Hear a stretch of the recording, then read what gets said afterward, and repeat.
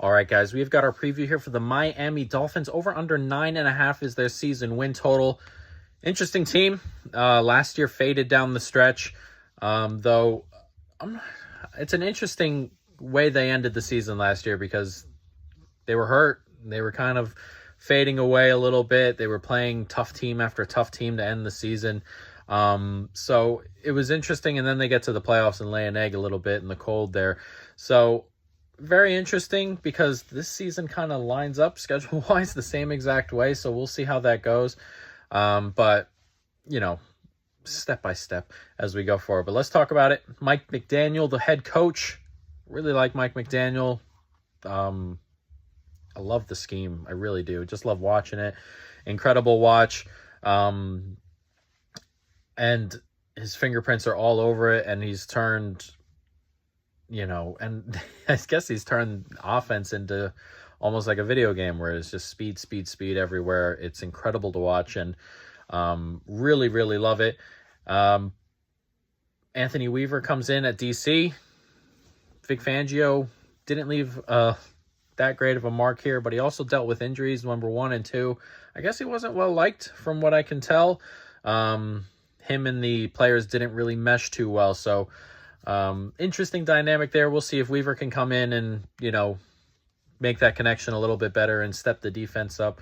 But we'll talk about the roster as we get there, but let's jump into it. Tua is the quarterback here. I have him, I think he was 17th rated at quarterback for me.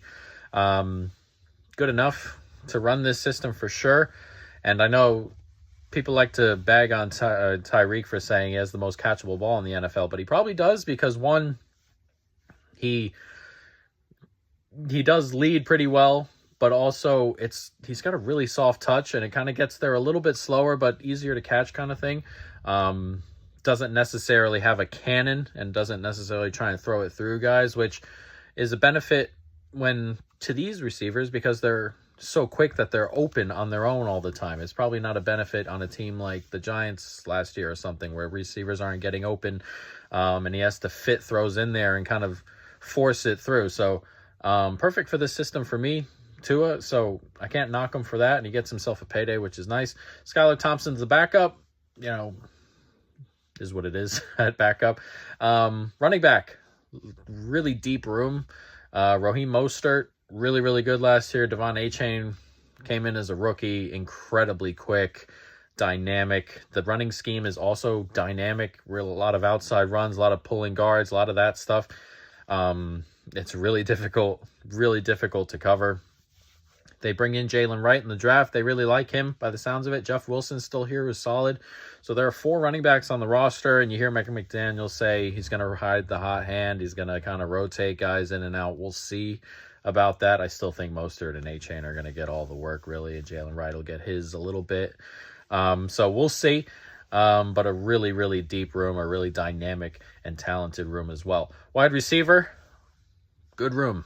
Any room that has Tyreek Hill in it is great. He's my number 1 receiver ahead of Justin Jefferson as well because I just love the speed too much. It's almost impossible to stop. Jalen Waddle is excellent, though he's been dealing with some injury stuff as he's gone along.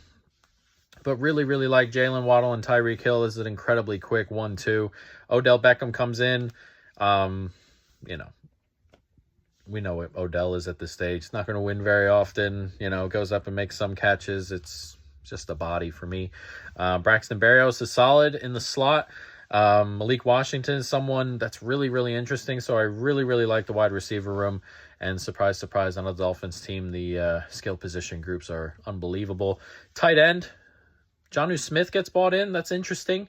They haven't had a great tight end here. So, having another dimension to the offense theoretically would be a pretty big plus here. Deron Smythe, the backup, he played a little bit last year. He's okay, but nothing spectacular. So solid. Offensive line, this is where things kind of go away just a little bit. They lose Robert Hunt, lose Connor Williams at guard and center. Teron Armstead is solid. When he's good and playing, he's really good. Isaiah Wynn is solid, but he's going to start the season on the PUP. So Robert Jones, who normally plays right guard, they're going to have to move to left guard, and Liam Eichenberg is probably going to start there, which is not necessarily ideal. Aaron Brewer starts at center is okay. Austin Jackson starts at right tackle, who's pretty solid as well. So it's not a crazy good offensive line in terms of talent, but also the scheme, you're throwing quick here. So you don't even have to be that good. This reminds me of maybe Tom Brady Patriots offensive line stuff, where the ball was coming out so quick that even if you weren't good, it never really showed until you left New England and went somewhere else. That happened a whole lot. Similar vibes here in Miami. But you're going to have to run block well. You're going to have to pull out. You're going to have to be athletic, and hopefully they can go ahead and do that. But love the offense here. Defense, interesting. There are some holes here, but there's some potential here as well. Defensive line loses Christian Wilkins and Van Ginkel. Van Ginkel had his best year ever last year. I don't know if he's that player, so I'm not sure if you're losing like an elite tackle or elite edge or anything like that. Christian Wilkins is a big loss. Went to Oakland for a ton of money, and he leaves a big hole in the center of this defense. You get Benito Jones in there. Calais Campbell gets bought in. You know, he's okay at this age. Zach Sealer is good. He had a really good year last year. But the rest, it's not great, and don't love the interior. Edge is interesting. Jalen Phillips is back, but, you know, coming off those injury concerns. Chubb is still going to miss time. Quentin Bell is solid. Chop Robinson, the rookie, gets bought in.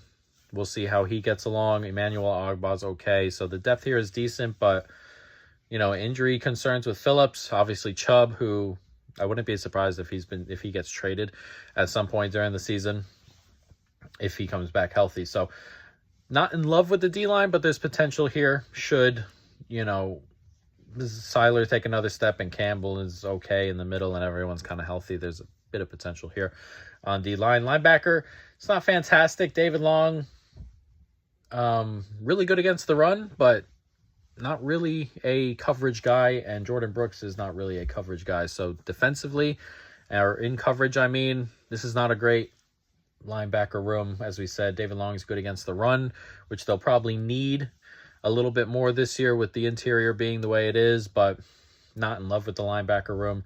Secondary, completely rebuilt. It looks like they bring in Fuller, they bring in Poyer. I mean, the safety room, Javon Holland's excellent, Poyer's really good. I mean, and you're not adding a ton of money here at safety with two elite players, which is really great. Jalen Ramsey's back, hopefully fit. He missed 8 games last year, which is a big chunk. Hope he's back and back to his normal self. Fuller's really good. Kohu needs work. He just does. He's not particularly great right now. Ethan Bonner's okay. This guy, Storm Duck, I mean, what a name. He's all right. We'll see if he can get some snaps, but a really, really good secondary. The problem is the D-line's going to have to get pressure, so we'll see. And we'll see how the defense works out with a new name calling it in Anthony Weaver. As we said, Vic Fangio runs his system, and it was on and off last year, mostly off toward the end. And as we said, there were problems between the team, rumored problems between the team and him in just terms of gelling and things like that. So perhaps just another face in there will make them step up just a little bit more. But decent roster in a variety of different places. Love the secondary. Love the skill position groups. Tua's good for this offense. So there are some nice things here. There are going to be a lot of shootouts, I feel. Maybe because the secondary is so good, maybe not back and forth shootouts, because throwing the ball may be a problem here. But you can probably run all over this Miami team, and Miami are going to run all over you. So you're going to get interesting games here. Excuse me. Schedule. Let's jump into it. Jacksonville, Buffalo, at Seattle, home to Tennessee. So 3 of the first 4 games are at home. Problem is it's nice and warm down there, nice and hot, and you're hoping to get some difficult positions here for opposing teams. Unfortunately for them, Jacksonville is also in Florida, so they're dealing with it as it is. But Buffalo and Tennessee, early in the season, that's what you like to see. At Seattle in the middle there, and then at New England. So the first 5, Jacksonville, Buffalo, at Seattle, Tennessee, at New England, and then their bye there. Looking for that Tennessee game. I think they can run Tennessee out of the building. Said that last year a little bit, but they match up so well, and it was a miracle that Tennessee kind of won that game. But these are all games you're hoping to win, obviously. They're winnable, so That's where you like to be. After the bye, you go to Indianapolis, home to Arizona. Like, Arizona is one of those ones where the defense doesn't have any real talent. That's one of those ones. I mean, they put up 70 in Denver last year. That feels like home to Arizona feels like, a 50 bomb coming. They're going to have a couple of those games this year where they put up 35, 40. That feels like one there. Then at Buffalo and at the Rams. So 3-4 on the road out of the bye is difficult. Then you got Las Vegas, New England. You're hoping to win those two. And then this is where the tough stretch starts. At Green Bay late, relatively cold there, I assume. Home to the Jets, and then at Houston, San Francisco at home, and then at Cleveland, at the Jets. Two tough, cold games to end the season. This team could start in a really good way. I mean, that's probably how I want to bet them. Wait until they've started really, really well and then kind of fade them down the stretch again. The schedule is just set up for Miami to have a repeat of last year, and then we're going to have this weird conversation about, is it Mike McDaniel? Is it the team? And it's probably none of those things. It's just how things tend to line up here. So it's interesting. But, we'll see how it is. But we're going to go ahead and run with that a little bit on one of our bets here. Dolphins to lose in the wild card round at plus 225. That is a 75-cent bet. I still think this is a playoff team. There are tons of winnable games, especially early. Their first 7 are winnable. Then you get Las Vegas, New England at home. So, I mean, this team could be at 7, 8, 9 wins by the time we get to the last 6. They start really well. And then this is where things kind of fall apart. At Green Bay, at Houston, at Cleveland, at the Jets, San Francisco, Jets again.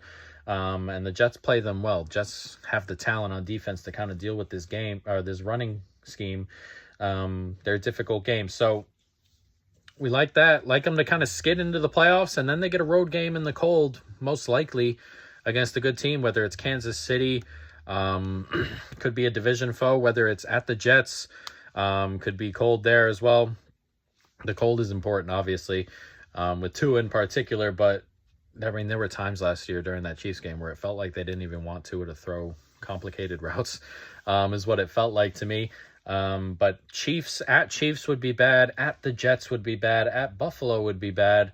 And then you might get lucky and get the 4 and be at Houston, at Indianapolis, at Jacksonville, which are all warm and cozy places, but get some indoors as well there. So chances are you're playing a really tough team on the road in the cold, and whether that's at Baltimore too, it could be at Baltimore, at Cincinnati. So we like that position there.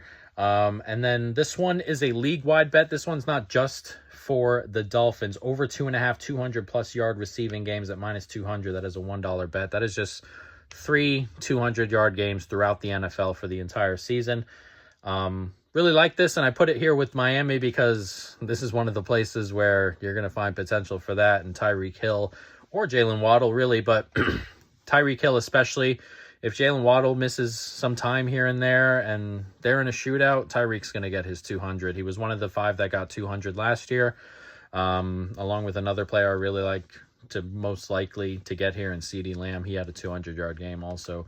But, yeah, really like that. And hopefully that cashes, guys. But that is our preview of the Miami Dolphins.